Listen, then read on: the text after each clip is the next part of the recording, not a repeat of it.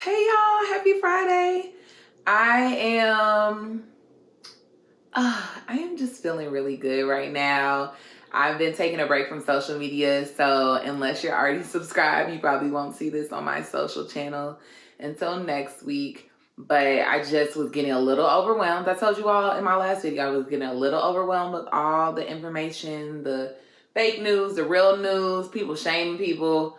I just couldn't do it. So I'm kind of on a break until next week. Today's video is going to be something that is kind of going to be ongoing, a topic that I've really been wanting to explore, especially after my last therapy session. So stay tuned.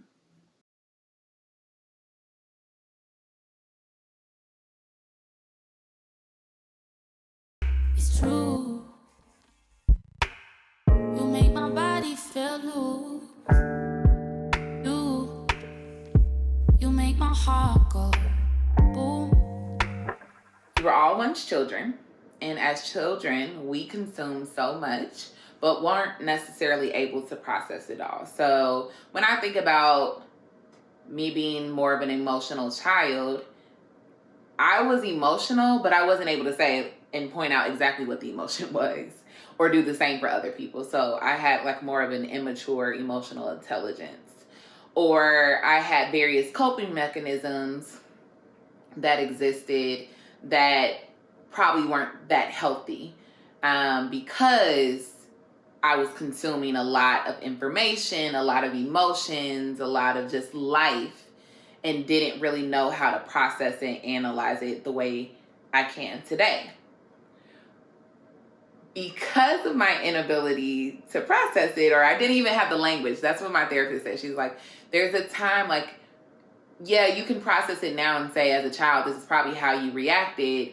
But as an adult, I'm able to verbally explain that. But as a child, you're not able to explain that. You're just doing it. You're in a survival mode, or you're just trying to navigate through life without the language or the mental capacity to even process it.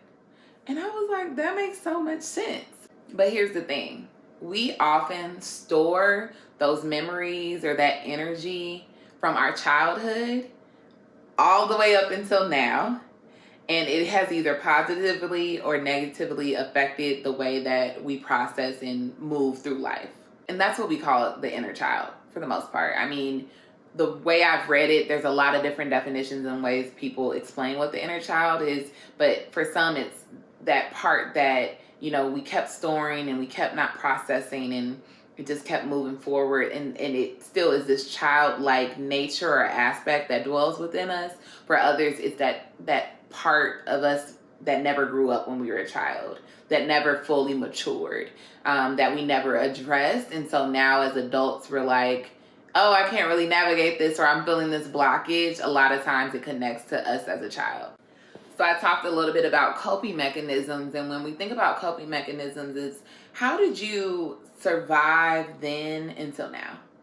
What was required? For some of us, it was locking ourselves in our room. Well, you couldn't really lock yourself in your room in my mom's house, but trying to lock ourselves in a room and just get away from the world, listening to music. I mean, there's so many different ways, and some of them were healthy ways to cope. Some of them weren't necessarily healthy ways to cope. And so those coping mechanisms that we learn as we were a child likely still exist. They might not be as apparent, because we also have like more of a personality and more logic and all these different things, and a language to actually explain how we're feeling or how we're dealing with things and navigating through life. However, there's still some, again, the childlike nature that might exist. And it really just takes some getting to know yourself to figure out the areas where you're like, oh, I'm still operating like the way 3-year-old Cassidy did, when she couldn't explain exactly how she was feeling, but she knew she was upset about something. But instead of doing whatever, she went and ate a stick of butter, which I did before. It was, I can't.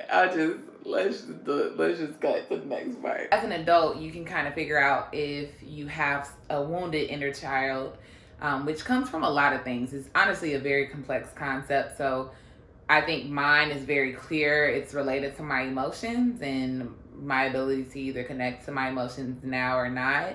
Um, for others, it could be something completely different. So I really encourage you all to study this or look into it if you're interested in it. I'll actually add some more links that are helpful in books and things like that below.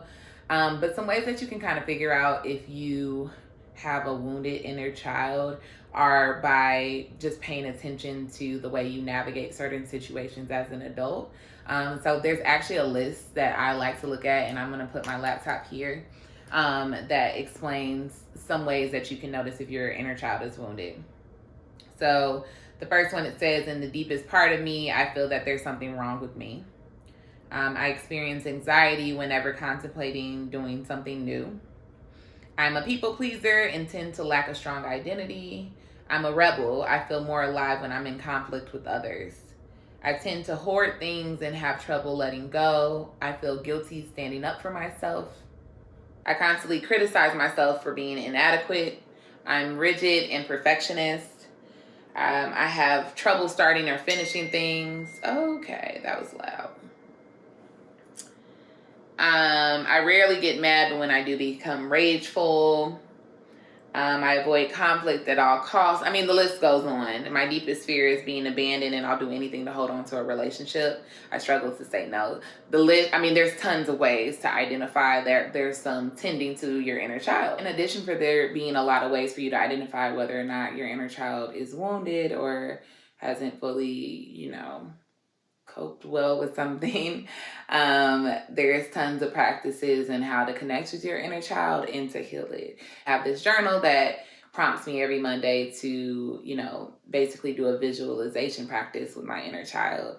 And so I welcome my inner child into the room and kind of imagine what she would be drawn to within my space. And then I just kind of let the conversation and the interaction unfold. A lot of times I find myself listening to my inner child. Particularly, I visualize myself around the age of 6 or 7. So I'm trying to kind of figure out like what was happening during that time that it's constantly coming up in my memory, and just have a conversation. It seems a little weird, but I promise you, after each session of it, I feel like I have a better understanding of myself and a better understanding of why I navigate and address situations the way I do now, and why I'm able to remove my emotions from some things and other things I can't. Yeah. If you want to talk offline about it, we can. And so there's tons of other practices. Visualization, I mentioned, meditation, yoga, of course. I haven't explored exactly how yoga can connect to that practice, but something I'm definitely in tune with and would love to share with you all once I actually make that effort. You can look at photos of yourself when you were younger and kind of imagine what you were going through, what you were thinking, what you were feeling, and just kind of guide that internal conversation. Some other things that I would recommend or that I've read about is writing about what you're experiencing now, like if it's something that's painful or hurtful or just you're having a hard time really understanding it, writing about that situation from your inner child's perspective. I don't know, something about it that's just very healing for me, and something I definitely want to keep exploring. Now, again, I'm also in therapy. So some people can navigate this without their therapist and without having somebody to talk about it without judgment, which is what my therapist really is. And other people can just do if you don't need that, cool. But other people might actually have deeper childhood trauma that might need a professional to help them navigate this exploration with. So,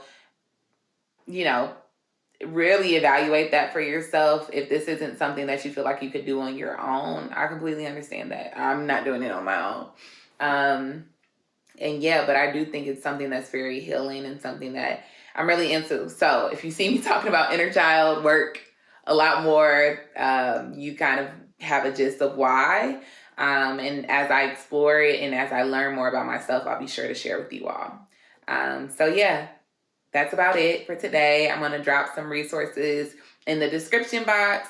But if you have any questions about my personal experience that I can share with you, just DM me, except I'm off social media till next week, or just comment below. This week's question, honestly, just if you feel compelled or if you feel, like being honest with the whole crew, then answer this week's question. If not, no biggie. So yeah, that's all. That's it. Enjoy your weekend. Peace. You know that I will love you down. I will be very, very grateful, very, very grateful.